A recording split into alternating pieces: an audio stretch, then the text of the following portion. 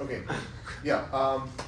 So last time we had lattice congruences of the weak order, and I said that we can define a fan from some lattice congruence by essentially gluing together regions of the braid fan, or like the maximal cones of the braid fan, corresponding to permutations that are in the same congruence class for the lattice congruence.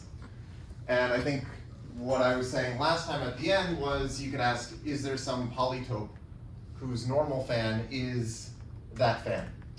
And so one thing I was saying is that if you have an arc where it starts at 1 and it ends at n, then this arc corresponds to a Coxeter element C, and then this lattice congruence that you get basically by taking the order filter of the forcing order generated by that arc, this ends up being this Cambrian congruence corresponding to the Coxeter element C. And then I was mentioning that there's this result of Hollweg and Lange constructing a realization of the issosahedron whose normal fan is this particular Cambrian fan. Okay, and then I think, yeah, so that's where I left off, and now I'm just going to try to vaguely give an idea of how you can use this to construct polytopes that give you, whose normal fans give you like all of the fans that you can get from lattice congruences of the weak order. Okay, so let's see.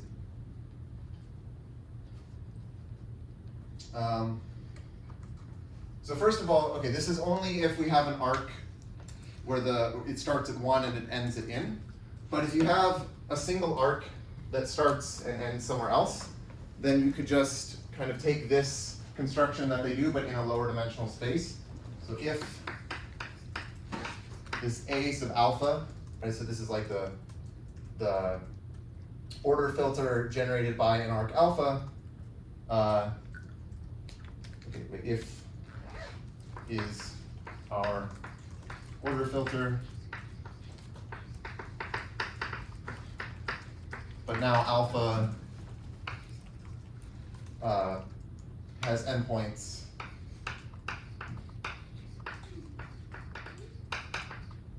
other than 1 and n, then we can use the construction of Hollweg and Lange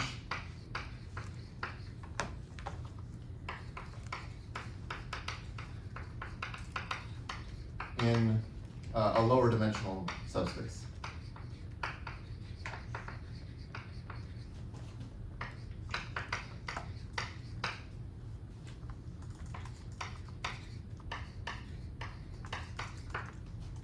So for example, if it started at 2 and ended at 5, like the arc goes from 2 to 5, then you can think of like the numbers 2, 3, 4, and 5 basically giving you a copy of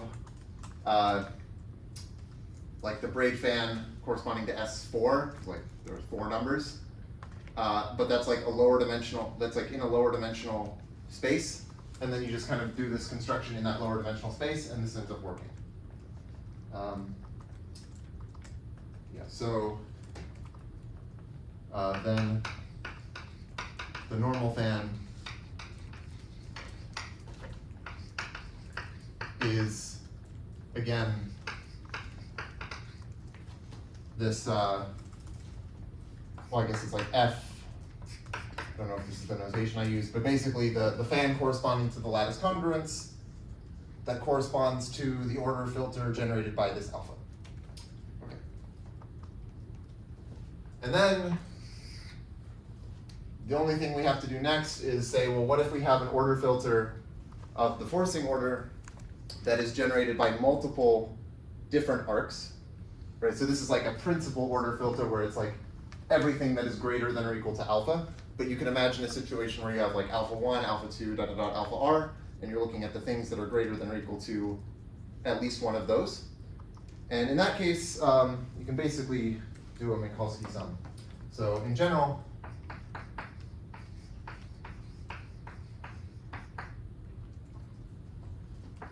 if this order filter of the forcing order is generated by some arcs alpha 1 through alpha r, then this fan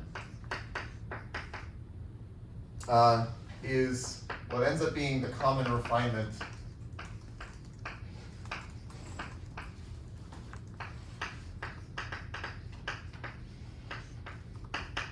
of the fans that correspond to the order filters generated by the individual arcs alpha 1 through alpha r. Well, maybe I'll just call this F alpha 1. Okay, so F alpha 1 is this, right? Like F alpha 1 is the normal, or sorry, it's the fan corresponding to the lattice congruence corresponding to the order filter generated by alpha 1. But then we also have F alpha 2 through F alpha r. So in general, there's just a fact that if you want to, so if you have a bunch of polytopes and you take their Minkowski sum, then their normal fans, basically you end up taking their common refinement. So in general, the common refinement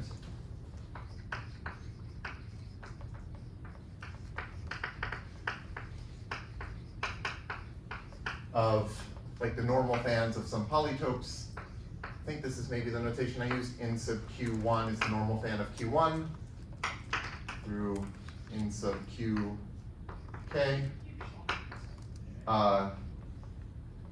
So the common refinement of these normal fans is just the normal fan of their Minkowski sum.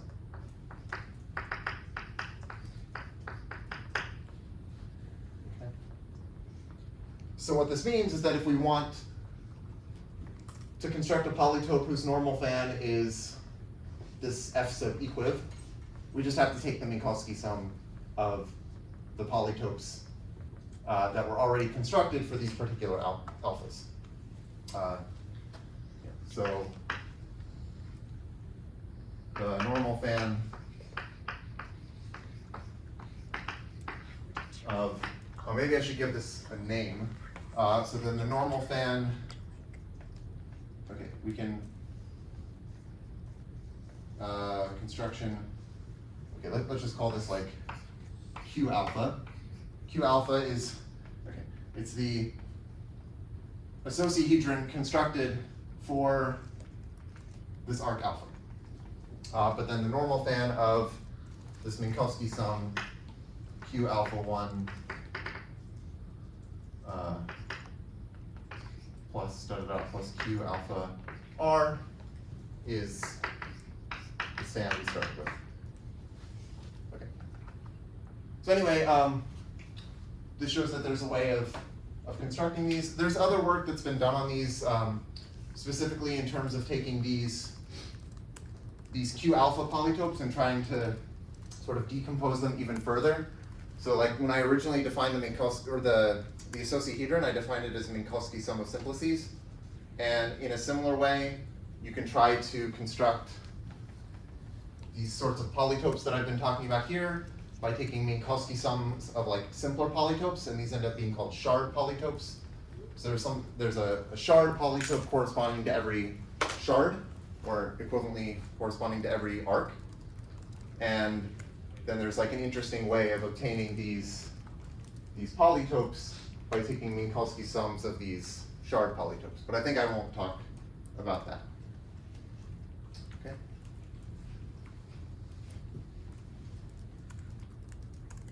Okay, so I think maybe the last thing I'll talk about in terms of polytopes, maybe moving away from this view on polytopes, is now to say if we start with a poset. So here I guess what we've been starting with a polytope and we get posets out of it. Like you can take the face lattice of a polytope, or you can take the one skeleton of a polytope and orient it and try to get a poset or a lattice out of that.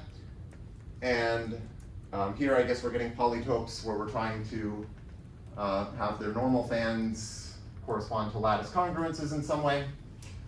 But now I want to start with a poset, just some arbitrary finite poset, and construct different polytopes out of it. These are called the order polytope and the chain polytope. So I'll start with the order polytope. And here I'm following this paper, or at least the first part of it, called Two Poset Polytopes.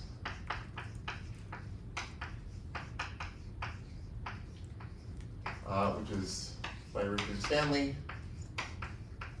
from 1986. And I think he mentions in the intro of his paper that a lot of the stuff he's discussing was kind of already known and floating around, but it hadn't been written down explicitly. So it's possible that maybe I'll attribute some things to Stanley when actually they should be attributed to other people, but it's not entirely clear to me what should be attributed to whom. So anyway, I'm going to follow this paper. Okay, so we have order polytopes. So I'm going to let P be a finite poset.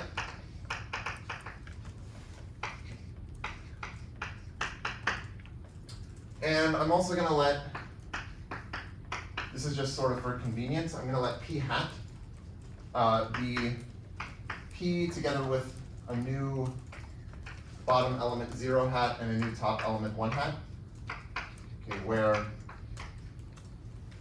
basically 0 hat is less than x is less than 1 hat for all x in P. Okay, so all I'm doing is just appending a new bottom element and a new top element. Then the order polytope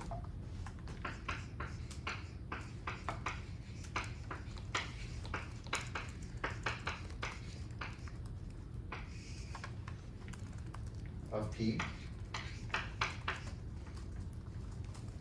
is it's the polytope that I'll denote by O of P. Okay, so it's the script O of P, and it's going to be contained in R to the P. So by this I mean functions from the poset to R, which is a vector space. You can think of it as a Euclidean space in a natural way, right? Like if you identify the elements of P with the numbers from 1 to n in some way, then this is really just like Rn.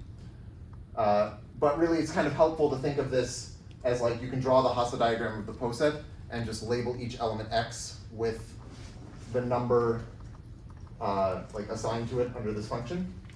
Anyway, okay, so this is the vector space or Euclidean space where this polytope is going to live, and it's consisting of functions f from P to R such that I'm going to say f of x is less than or equal to f of y whenever x is less than or equal to y in P hat.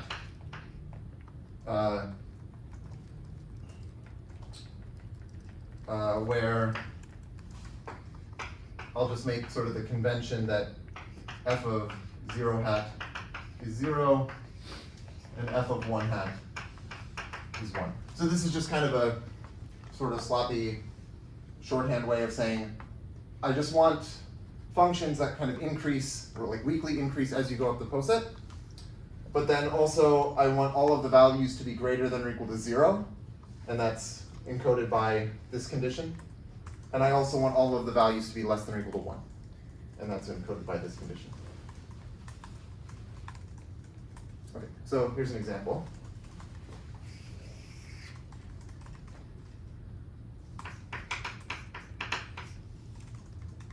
Let's just say P is an anti-chain with 2 elements.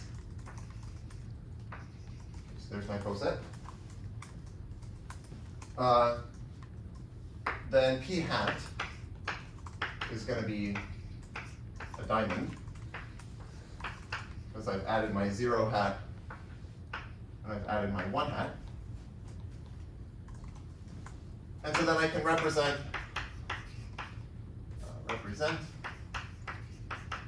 a point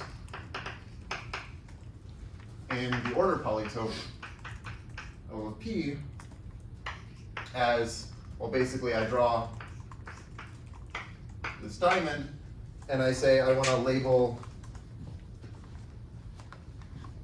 the elements with some numbers that weakly increase as I go up, but I also want to assume that the bottom element is assigned to 0 and the top element is assigned 1. But this could be this could be just some A, this could be just some B, and so the condition is just that A and B are two real numbers that are between 0 and 1. So really, this order polytope O of P is, okay, so it's basically the set of pairs A comma B, where 0 is less than or equal to A, and B, and it's less than or equal to 1. And this is just like the unit square in R2. Okay.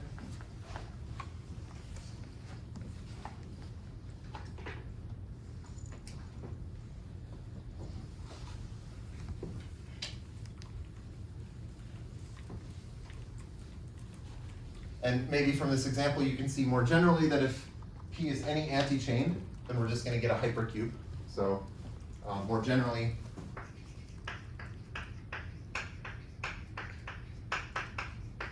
the order polytope of like an n-element anti-chain is going to be like the unit hypercube in R to the n.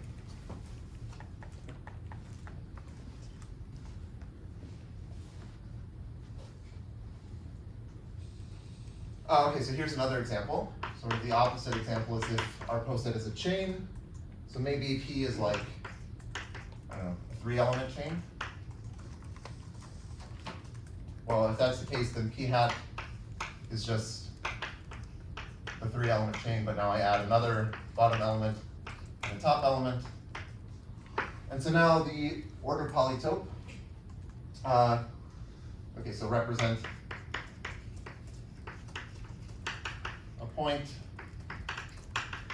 in the order polytope as I draw P hat, and I have to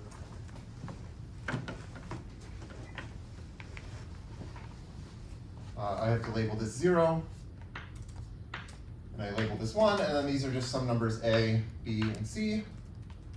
And then the condition is that these should be weakly increasing as I go up the chain. So then this order polytope is just the set of A, B, C, such that 0 is less than or equal to A, less than or equal to B, less than or equal to C, less than or equal to 1.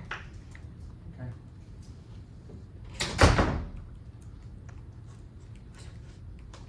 So this is a simplex. Okay, so this is a simplex with vertices. Well, there's just the origin 0, 0, 0. And then there's also like 1, oh wait, sorry, 0, 0, 1, and then there's 0, 1, 1, and then there's 1, 1, 1 with the tetrahedron. Okay.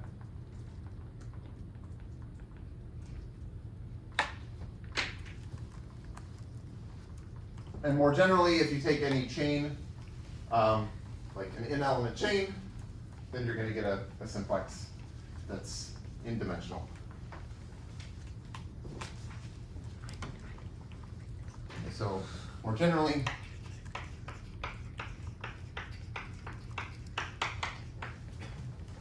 the order polytope of an n-element chain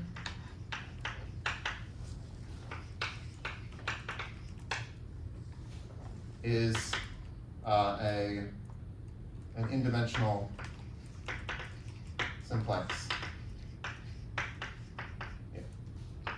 in Rn. Okay.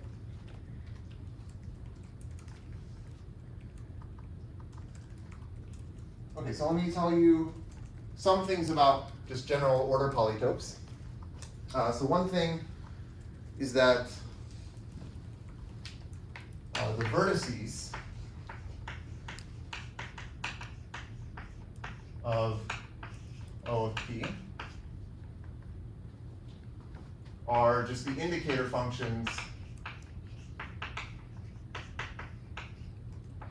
of order filters.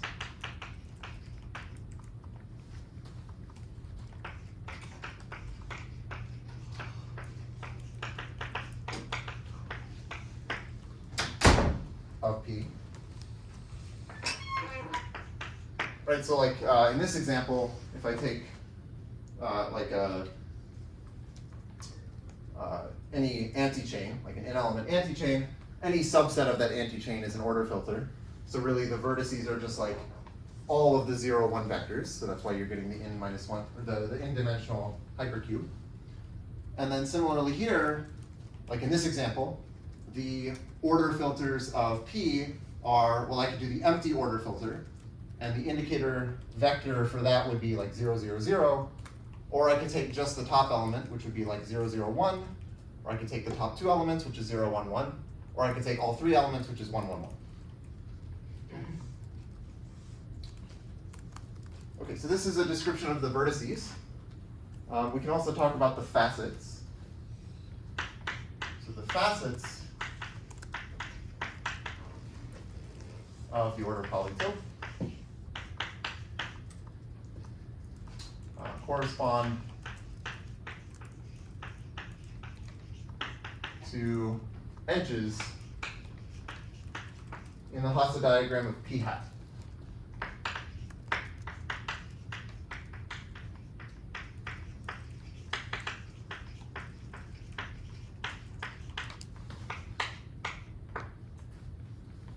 So specifically, if I take some edge, so the edge, say x covered by y, so x and y are in P hat, this will yield a facet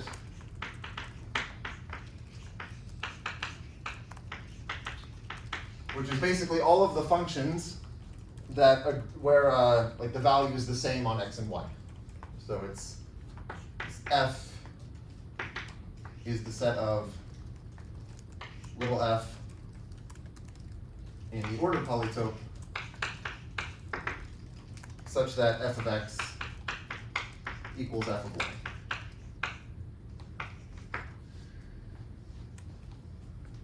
Okay, so why is this a facet?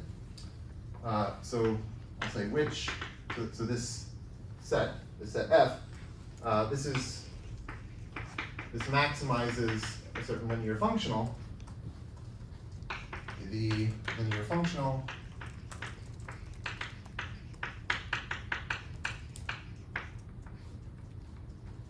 which is, I guess I'll call it like gxy.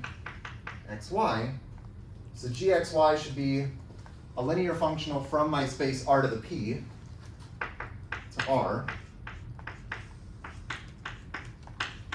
Okay? And it's just given by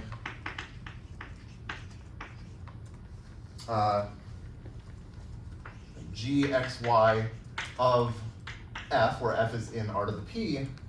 This should be f of x minus f of y. Right, so the point is that by the definition of the order polytope, if you take any f in the order polytope, f of x is less than or equal to f of y, so this value is negative, or sorry, it's non-positive. And then the point is that it is 0 on this set, so this is where this linear functional is maximized.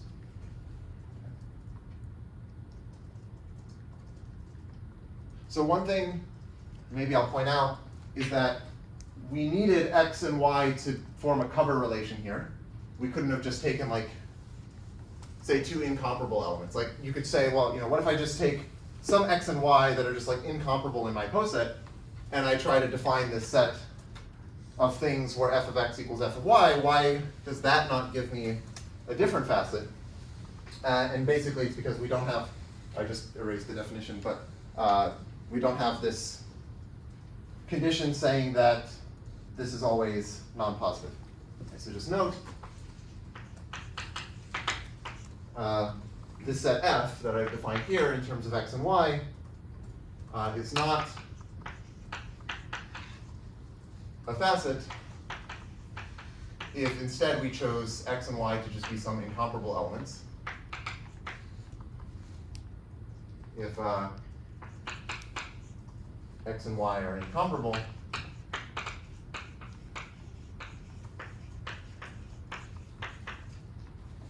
since then,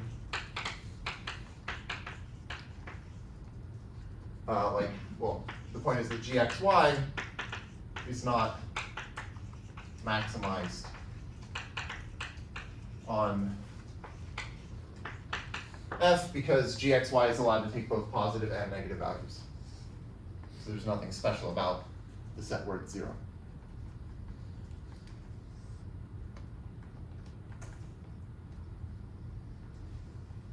Okay, so this describes the vertices and the facets, but you could ask about like arbitrary faces.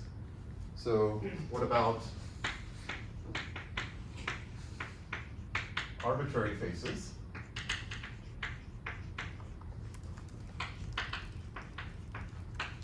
Of the order polytope. There's a description of those too. So first of all, in general, if you have a polytope, every face is an intersection of facets, and we have a description of the facets for these polytopes. So each face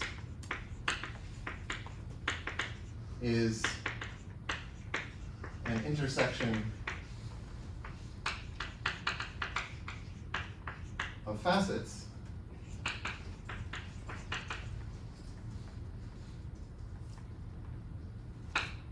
so it is of the form, I guess I'll call this f sub pi, okay, where pi is a set partition of the poset.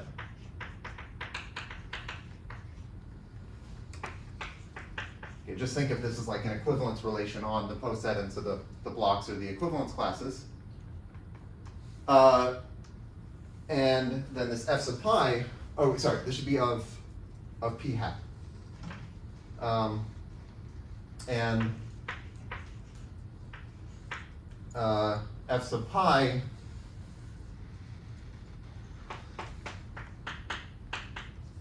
is, okay, maybe I'll write it this way. It's a little, okay, maybe my conventions are a bit bad, but okay, it's the set of f in R to the p such that f is constant on the blocks of pi. So technically what I mean is f is this function defined on the poset p, but I'm also doing this convention where f of the bottom element is 0 and f of the top element is 1. So really, if pi is a set partition of p hat, and I have some block that it contains the bottom element, then this condition is saying that the value of f on that block has to be 0. Similarly, if I had a block of this partition that contains the top element of p hat, then all of the values have to be 1. so okay, the reason this is these are the faces is just because, well, the facets are where you take like two sort of adjacent elements in the Hasse diagram, and you say that the values have to be the same, and so if you just intersect a bunch of things of this form, then you're just sort of like saying that the values on bigger blocks of a partition have to be the same. Okay.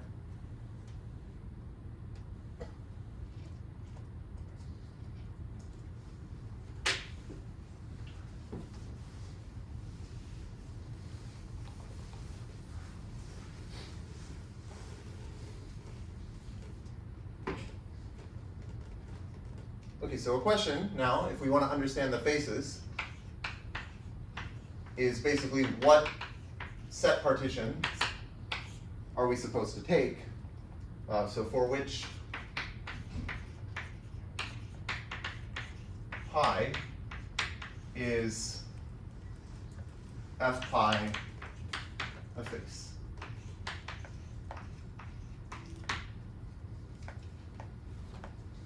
Well, first of all, some choices of pi can give you the same set f pi. So we first want to understand, like, when are two partitions going to give you the same f pi? So we'll say that pi is closed if for all distinct blocks B and B prime in pi. Right, so pi is a set of blocks, so we're saying for any distinct blocks B and B prime.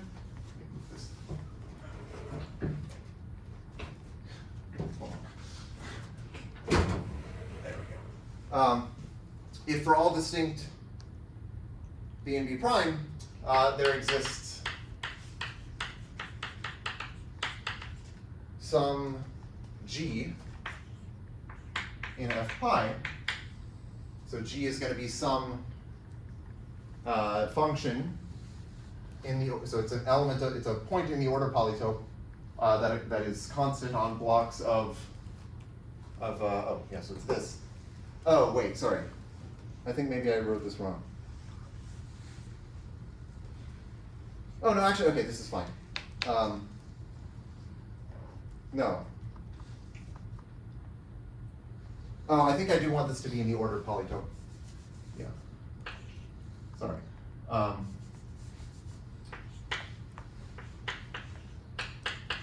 Right. So it's not just functions on R to the p hat, it's just like things in the order polytope. Yeah, that are constant on the blocks. So they have to be increasing as you go up the Poset. Okay, but now there exists some f or some G in f pi such that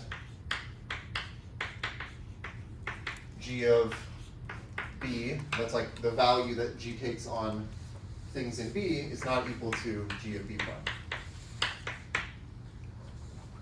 Right, so the whole point of this, I mean, it's nothing complicated, it's just saying if you had a partition and it was such that whenever you try to choose an element of the order polytope that is constant on B and constant on B prime, and like that value has to be the same, then you could just kind of lump B and B prime together and make a coarser partition, and that would have the same f pi.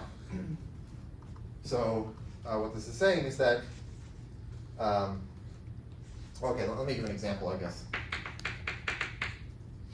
This is just a simple example. Or it's a non-example, which is the best kind of example. So here's my partition, and this is not closed. Because if I, well, okay, so technically I have like a 0 hat down here and a 1 hat up here. But the point is that if I have values that I've assigned so that they're constant on these three, so like there's some value A and some A and some A, and then this one has value B, but also this is supposed to be weakly increasing as I go up the poset, then A is less than or equal to B is less than or equal to A, so actually A and B are the same, so this condition is not satisfied. So this is not closed.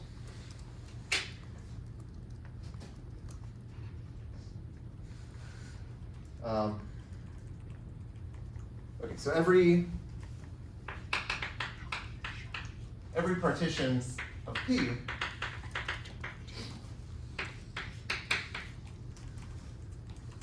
say every partition pi of P has a unique closure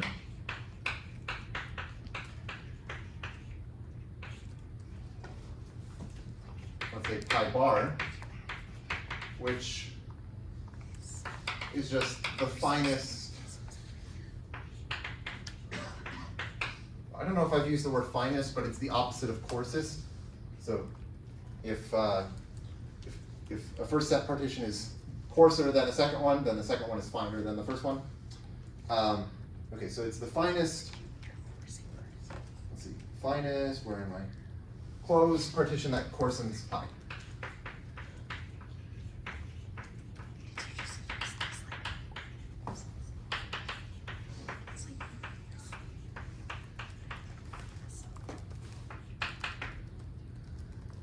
And then the point is that this f sub pi is actually the same as f pi bar. So if we're interested in finding what are the faces, we only have to consider closed set partitions.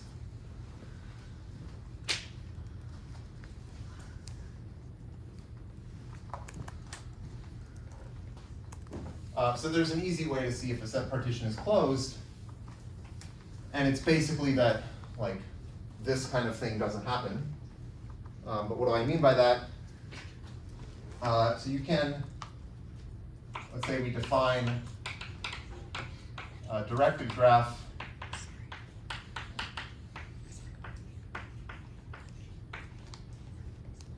G pi. So pi is some partition. We define this directed graph with vertex set pi. So pi is the set of blocks.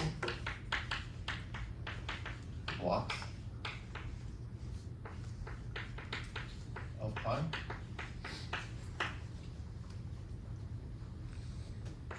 Where we draw an edge, we draw an arrow from B to B prime if there exists some x in B and some y in B prime with x less than y. Okay. I guess and B does not equal B prime.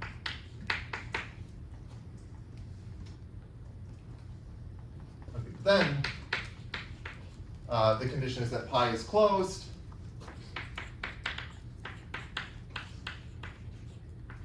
If and only if this G pi is acyclic.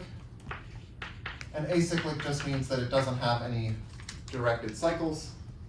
So like if you drew this G pi for this partition that I drew here in yellow, there are two blocks, and you'd have an arrow. So you could draw G pi. So this is like one here, and you have, this is another block, and this element of the first block is less than this element of the second block, so you'd have an arrow going there. But then also this element of this block is less than this element of this block, so you have an arrow going in the opposite way, so you have a directed cycle, and so that's why this is not closed. Okay, so this is kind of like, I think there's nothing deep here, you sort of just think about it, and this is sort of the obvious condition. Okay. So now the updated question is, like, what are the closed, for which closed set partitions pi is it the case that this set f pi is actually a face of the ordered polygon? So for which closed pi is f pi a face?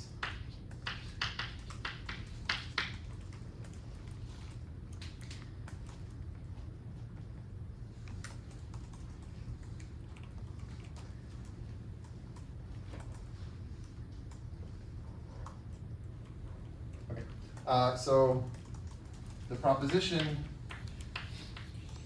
okay, so this is written down in this paper by Stanley, the two Poset polytopes. He says it's due to someone named Geisinger, but I couldn't find the paper by Geisinger. I'll attribute it to Geisinger, I guess.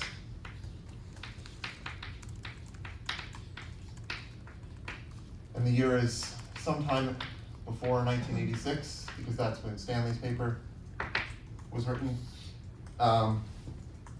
So let pi be a partition of, I guess I want p hat. No, do I want p or p hat? Oh, I guess I should be, I've sort of messed up my conventions. Here I wanted pi to be a set partition of p hat. So I guess, I don't know, it doesn't really matter. Maybe I could have just said that these are in their own blocks or something. And then actually this looks like this. Anyway, we can kind of ignore the top and the bottom. They're not so important here. But the point is, okay, so let pi be a partition of p hat.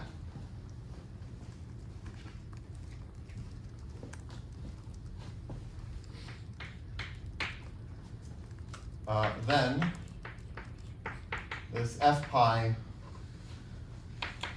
is a face of the ordered polytope if and only if every block of pi induces a connected subgraph of the Hasse diagram of p hat. A connected subgraph of the Hasse diagram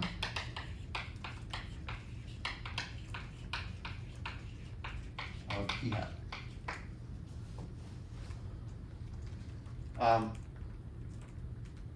So the proof of this is not actually given in Stanley's paper or Geisinger's, because I couldn't find this paper. But I think basically the idea is essentially what I did when I, like in this note, when I said that like if you took x and y to just be some incomparable elements, they don't give you a face because you can, like this linear functional is not actually maximized on that, what you would want to be the face. And I think that's basically the same argument for why you need the connectedness here. Right, like here I was just saying, take like a set partition where there's one block of size 2 and all the other blocks are of size 1, and that one block of size 2 is where x and y are in the same block. And I was saying that like if that set partition has this block that's not connected, which is meaning that x and y are incomparable, then you don't get a face. And it's basically, I think, the same argument for why this wouldn't give you a face if it's not connected.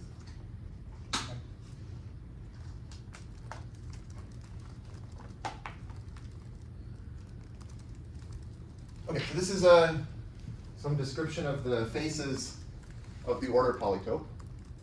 Now I want to define the other main polytope that's talked about in this paper, called the chain polytope, and then we'll see that they're connected, that there's a nice relationship between the order and chain polytopes.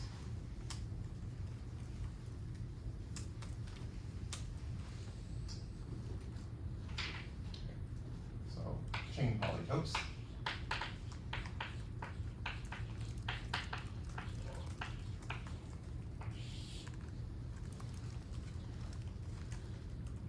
And here I don't have to use p hat, which is kind of nice. Okay, so the chain polytope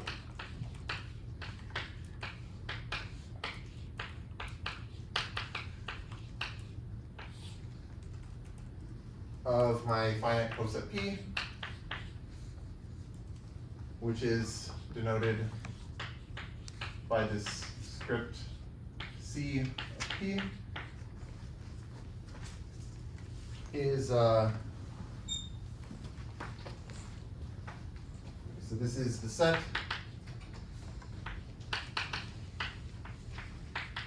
of functions f in R to the p. So it's the same space as before. Oh, actually, no, it's not the same. Well, okay, I'm going to write it this way. This is just meaning that it's functions from p to the non-negative real. So this is just a shorter way of saying it's functions, real valued functions on p, but I want to assume that all the values are non-negative, such that I want this inequality f of x1 plus dot dot dot plus f of xk is less than or equal to 1 for every maximal chain x1 through xk. For every maximal chain x1 through xk in P. Okay. So we can try to also understand the vertices and facets of this. So first of all, the number of facets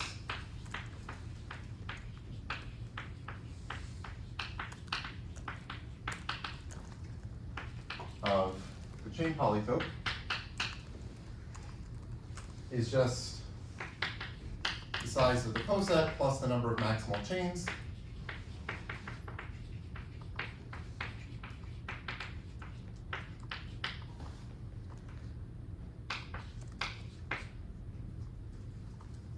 Okay, so basically the reason is that for every element of the poset, I have an inequality saying that f of that element should be greater than or equal to 0. So that's coming from this.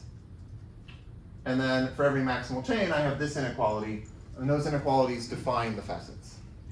So maybe more precisely, I'll say, indeed, okay, so there is one facet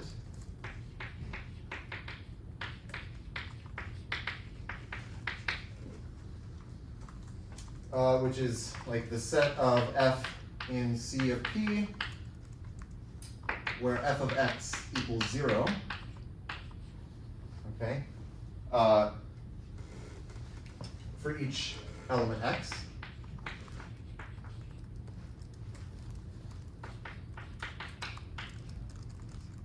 And this is like, this is where it's maximizing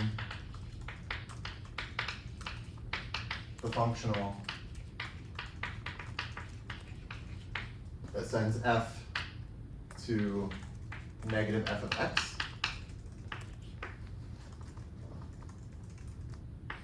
Right, so this linear functional on my space R to the p that sends a function f to negative f of x, that's some linear functional, and on the chain polytope it's maximized on this set, so that's a facet.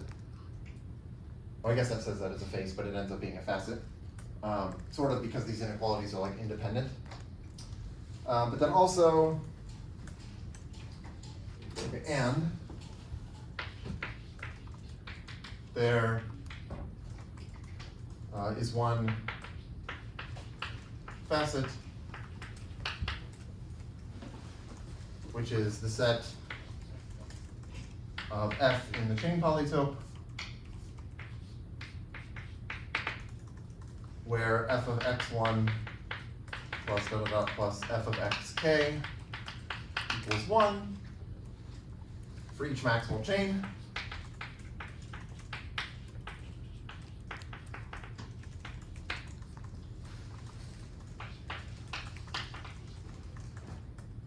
X1 through xk, and this is just maximizing the functional that sends f to f of x1 plus dot dot dot plus f of xk. Okay.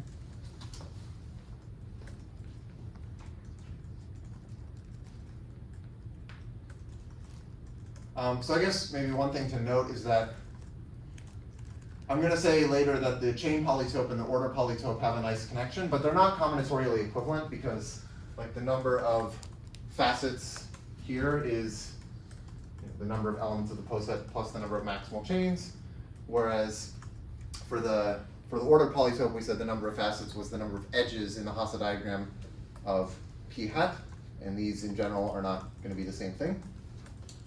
But there is a connection between these. Okay.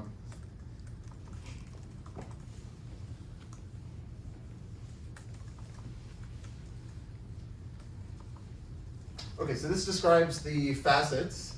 You can also describe the vertices. So in his paper, Stanley says that trying to get a description of all the faces, like what we did for the order polytope, that seems messy. So he doesn't do it, and I'm not going to do it. But you can describe the vertices. So this theorem Stanley, 1986, is that the vertices of the chain polytope are the indicator functions of antichains.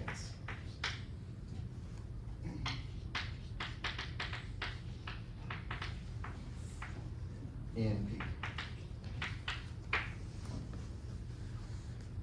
So this is already foreshadowing that there's some connection between the chain polytope and the order polytope, because this implies that they have the same number of vertices, even though I just said they don't have the same number of facets.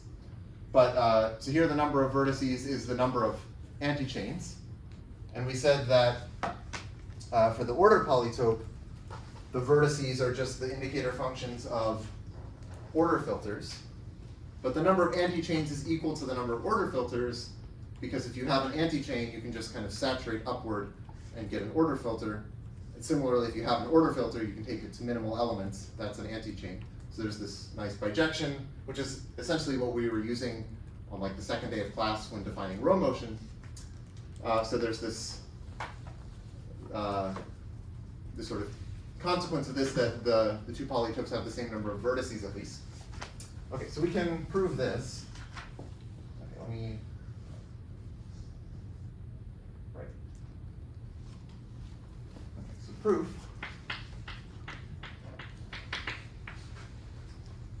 Okay, so let's let chi sub a be the characters, or the indicator function be the indicator function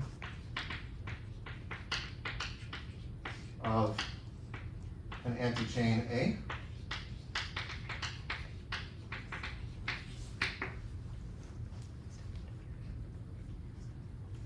Okay, so first just note, of course, that chi sub A is actually in the chain polytope.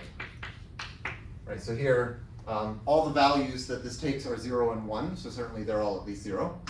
And if you take any maximal chain, it can only contain at most one element of an antichain. Like for this particular antichain, it can only contain at most one element of A. So the sum of the values of this function on any maximal chain is either 0 if that maximal chain doesn't contain an element of A, or it's 1 if it does contain a single element of A. But it can't contain more elements of A than 1. Okay. So now I want to define this function GA. G sub A goes from R to the P to R. And it's defined by G sub A of a function f. So f is in R to the P. This is going to be the sum over all elements of the antichain A of f of x minus the sum over all things, say, y, that are not in the antichain of f of y.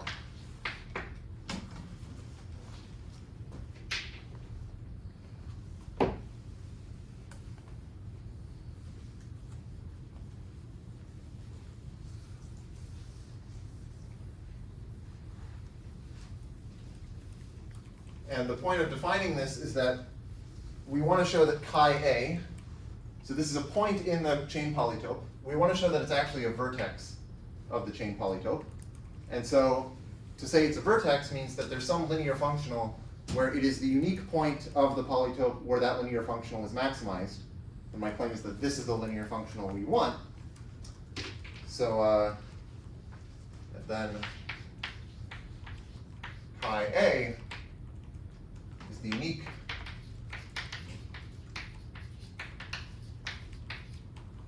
point in the chain polytope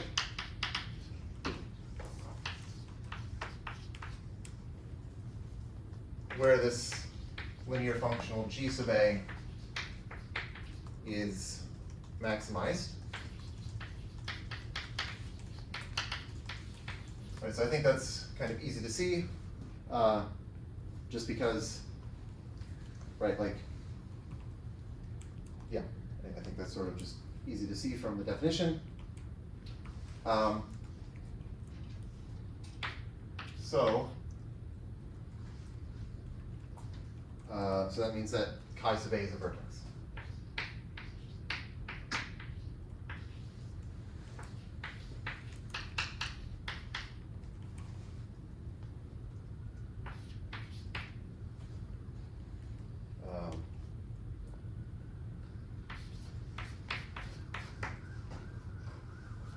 Okay, so now,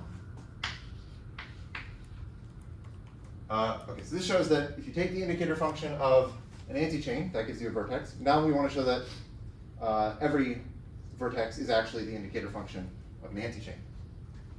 So now I'm going to consider a point gamma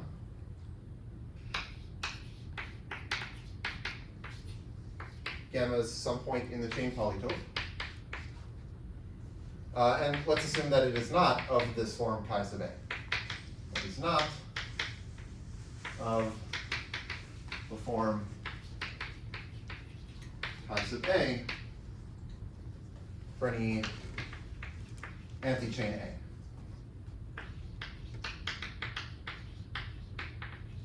Okay. And I want to show that it's not a vertex. So first let me define a set Q. Q is going to be the set of points, or sorry, it's the set of elements of my poset, such that the value of gamma, so gamma is a function from my poset to the real numbers, right? It's an element of here. So I want the set, Q is going to be the set of elements of the poset where the value of gamma is strictly between 0 and 1. Okay. So this is some subset of my poset P. Okay. Let's first note that Q is non-empty.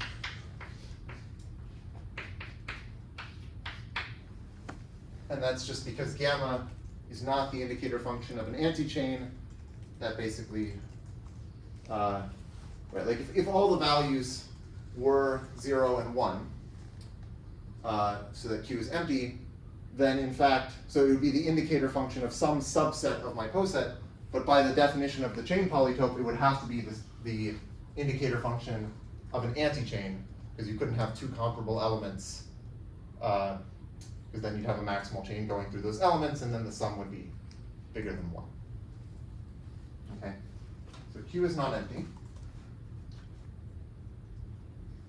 And now I want to define Q1 to be the set of minimal elements of Q. Just saying that Q is, it's a subposet of P, right? So I can look at the set of minimal elements. And then also I want to take Q2 to be the set of minimal elements of Q minus Q1. Okay. And maybe I'll note that Q1 is not empty. Okay. Right, so Q1 is non-empty, obviously, because it's the set of minimal elements of a non-empty set. Q2 could be empty, but that's okay. Q2 is going to be the minimal elements of the things in Q that are not in Q1. Okay, now I'm going to, I don't know if I've ever done this in this class, but I'm going to choose epsilon greater than 0.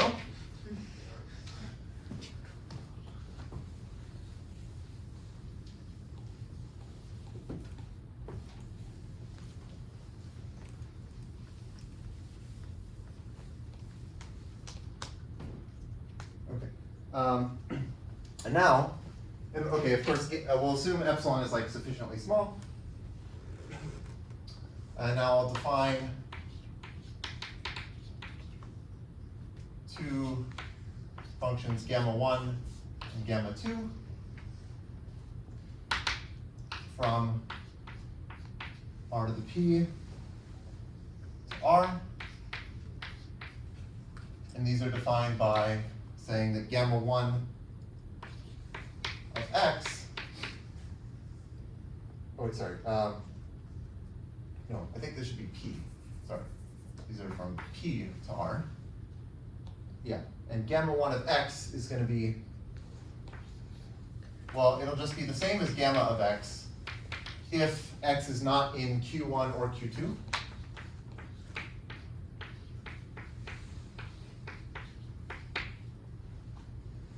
It'll be gamma of x plus this little number epsilon if x is in Q1.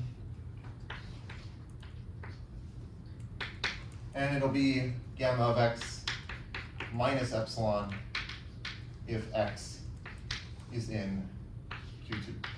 Okay, so that's gamma 1, and then the definition of gamma 2 is very similar. It's just basically the same thing with the plus and minus here reversed. So gamma 2 of x is going to be gamma of x if x is not in Q1 union Q2. It'll be gamma of x minus epsilon if x is in Q1. And it'll be gamma of x plus epsilon if x is in Q2. Okay. So notice, okay, maybe I'll start with the punchline. Note that the function gamma is just 1/2 of gamma 1 plus gamma 2, right? If I just take these point y's and I add them divided by 2, I get gamma. So that's saying that, like, the point, if I think of gamma as a point, it is halfway between the point gamma 1 and the point gamma 2.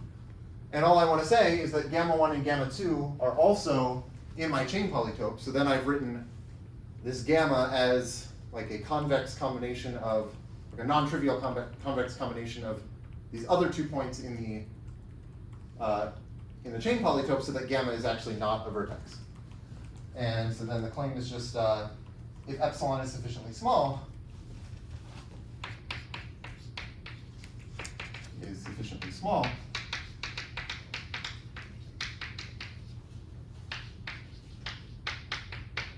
then gamma 1 and gamma 2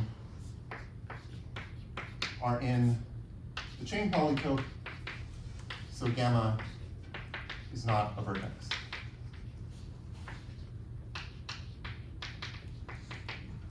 And the way you see that they're in the chain polytope is, well, you sort of just think about it like, okay, we've used the fact that Q is the set of points where it's the set of elements where the value of gamma is strictly between 0 and 1. So that means that I can add a little epsilon or subtract a little epsilon, and still the values will be between 0 and 1. So I don't have to worry about like ruining this condition of going below 0 if epsilon is sufficiently small. But then also you just check that if you have any maximal chain, then,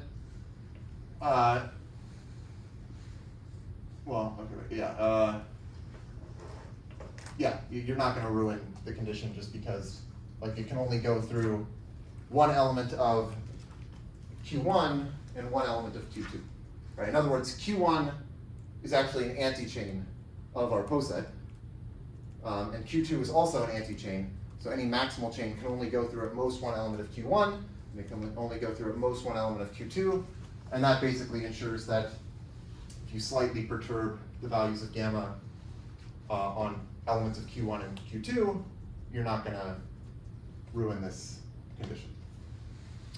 I guess it also matters that I added the same numbers here, like plus epsilon and minus epsilon.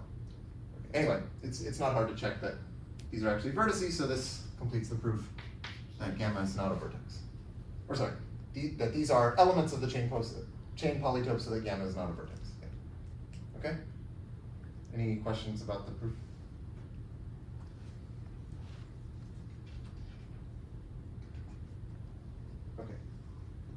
Maybe I'll state one other theorem of Stanley's for now, and then next time I'll define this transfer map that goes from the order polytope to the chain polytope. But for now, there's sort of this kind of smaller result about posets that don't have any three-element chains.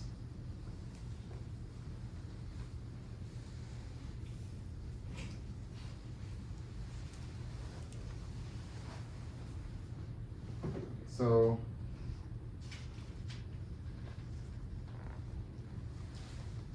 theorem, Stanley, 1986. If my poset has no three-element chains,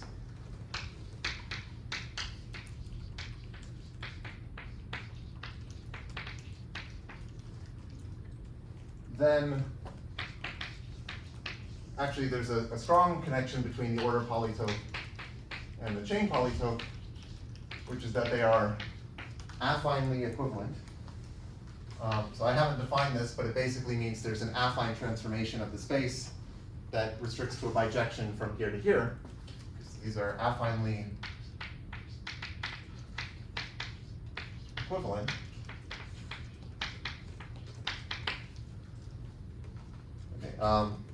Okay, so maybe I'll just spell out. That is, there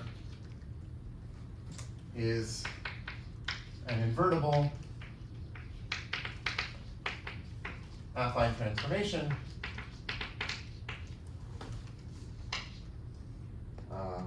affine transformation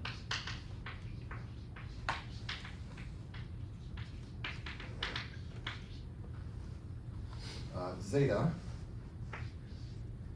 from r to the p to r to the p, and both these polytopes are living in this space r to the p, so it's this transformation such that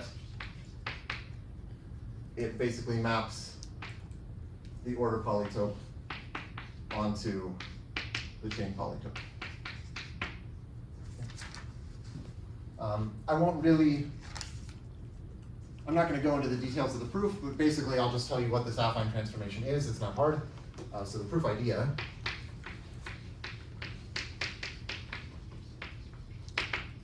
is just, here's what zeta is. Let zeta of f, wait, sorry. Yeah, so I think I want zeta of f of x, right? So f is a function from p to r. I apply zeta to it, so now this is going to be some other function from p to r. I want to say what it does to an element x in my poset, and this should be just f of x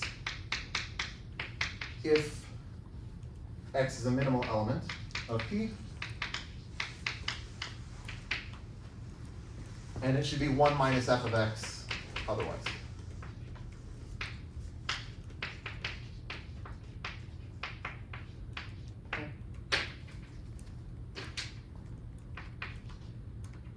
very simple map. But this only works when it has no 3-element chain, so for more complicated posets, they're not going to be affinely equivalent, but there is this transfer map that I think, how much time do I have? Like 3 minutes. Yeah, okay, so maybe, let me define the transfer map, and then I'll say more things about it next time.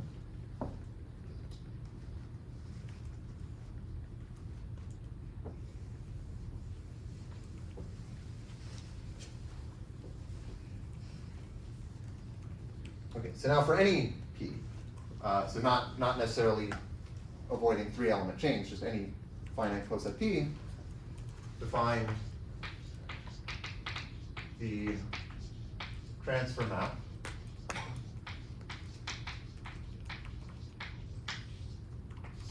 phi. So phi goes from the order polytope to the chain polytope. And it's defined by saying phi of some f.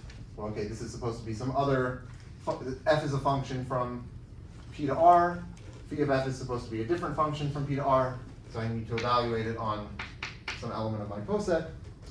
And this is going to be the value of f at that element minus the maximum of f of v, where v is ranging over all of the things that are covered by x in the poset.